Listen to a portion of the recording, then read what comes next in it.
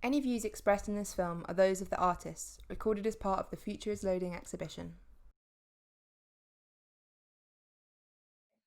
Hi, I'm Rudy Loewe. I'm a visual artist and artist educator. My pronouns are they, them. I work with different kinds of topics like Black history, colonialism, gender, sexuality, and how these themes can be looked at through painting, drawing, and printmaking. I am a light-skinned Black mixed-race person with two long braids, glasses, a nose ring, a cowrie shell necklace, and a little beanie hat. Hi, my name's Tobi, pronouns they, them. I'm an interdisciplinary artist. I work mostly with mediums around visual, in terms of like video and sound, in terms of poetry and singing, kind of incorporating harmonies into my work. A lot of my topics and themes revolve around healing, ancestral language, and just coming back to nature. I am a dark-skinned Black femme with bold hair and a little tuft of a lock growing on the left side of my head. I'm wearing an abalone shell necklace. I have one earring in my right ear and two nose piercings, one in my septum and one in my actual nose, which is a circular ring, a spiral ring. And you have beautiful lipstick. Yes, a beautiful purple lipstick. And we're having this conversation today alongside the Shape Arts exhibition, The Future is Loading, really just to talk about disability justice, in this time of COVID-19 and the global pandemic. Yeah, it's definitely a necessary conversation. I think Rudy and I have always had lots of different chats about just living as disabled people, experiencing a different version of the pandemic than people who are able-bodied. So it's great that we're getting to have this chat archived. So our first topic of discussion was shielding. And I'm not shielding, but Toby, you are. So maybe you would just like to say a bit about your experiences of that. It's been quite, since lockdown started, I think I have a little one, just to say I have a 6-year-old. We're both high risk, we're both immunocompromised, and I have a background in biomedical science. So when this whole pandemic was starting, I had already pulled my little one out of school like 2 weeks before the government officially announced the lockdown. And that just kind of further brought us into the reality of what living like in isolation as disabled people looks like. It's been great to have, members of family and really close friends who are supporting, going to get our meds, bringing food and things like this. But ultimately, I think as a wider community, as a wider society, there's so many more conversations that this has brought up.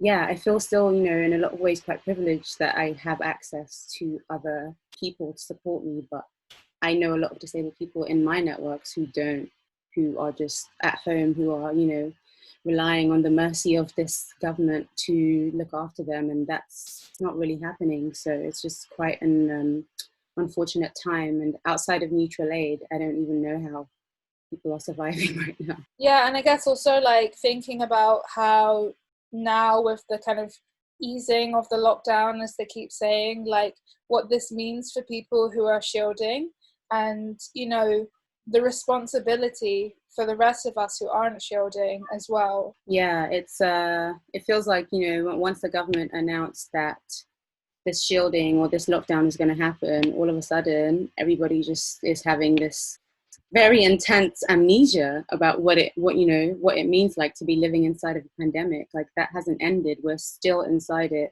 People are forgetting, not even forgetting. I think I would say there's a willful ignorance and a willful like lack of care in people like going out and wearing masks, washing hands, trying to keep social distancing rules.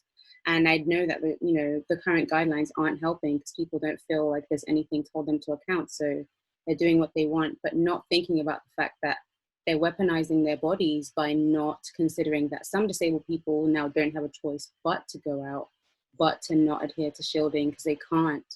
And I don't know how we have to start reminding each other of this, and like, and really infusing the need, the necessity for care in this conversation and in our actions.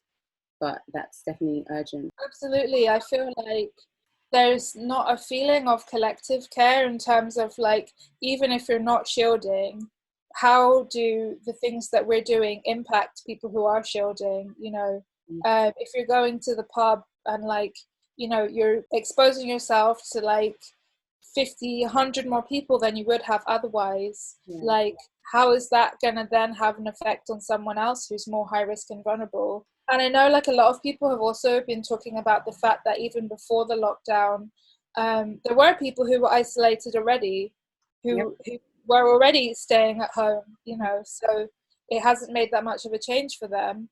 But yeah, it's kind of frustrating to feel like the conversation around the pandemic, at least in the UK, I don't feel like has really focused very much on people who are shielding or who are more vulnerable. That is such a good point about, a lot of people who have just been at home, a lot of disabled people who just haven't really had to change anything because they are isolated as a result of, varying disabilities. And I know that this might not feel like it has like a far-reaching effect, especially on people who are already in isolation, but it just feels like the right time to be, or in fact, the only time that we've been able to actively engage in this part of the conversation and engage with the reality of the fact that if not for disabled people, we wouldn't be able to figure out mutual aid in the ways that we are now. We wouldn't be able to get so quick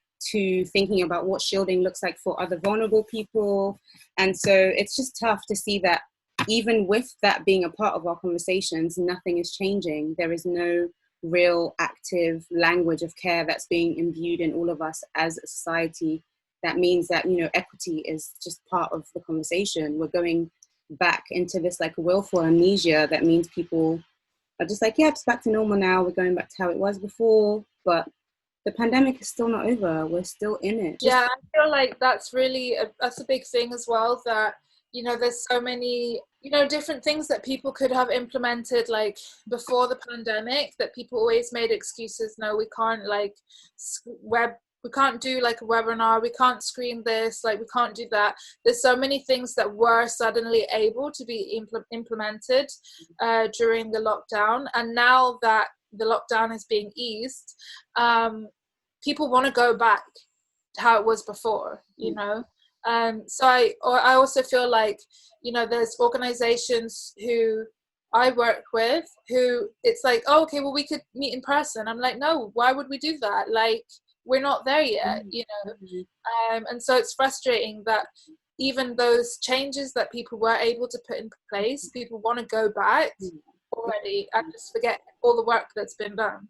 It's also like, why are we going back? Because thinking about it, a lot of the conversations that I've seen, even from able-bodied people who are existing under capitalism, as we all are, is, whoa, like this is the first time I've really been able to take some time for myself and rest. And this is the first time I've been able to actually sit with what it is I need to make my work happen. And a lot of it doesn't require me to be going outside. Like, if we're thinking about the climate, like a lot of like pollution, emissions, everything went so far down when we weren't just consistently trying to produce and reproduce. So for people to be then forgetting that actually universities were having lectures online, people were taking exams from their bedrooms, children are being taught over Zoom, over lots of different platforms, and it wasn't really affecting the quality of the work or the ways in which it was, it was being delivered. So why is that not first even, okay, let this be an option, as opposed to, no, let's just forget that that's even a thing and go back to how we were before? It makes no sense. And it's also just, frustrating to see that, and also a little bit gaslighting of the whole of the whole world, to not acknowledge that this is a possibility. Like, we could be creating new futures, we could be making all these like more accessible pathways that mean everybody understands that language, regardless of whether or not you have a disability. I think this leads on really well to our next topic, which was thinking about a disability justice shaped future. You can watch more of Tobi and Rudy's conversation and view the Future is Loading exhibition on our website at www.shapearts.org.uk.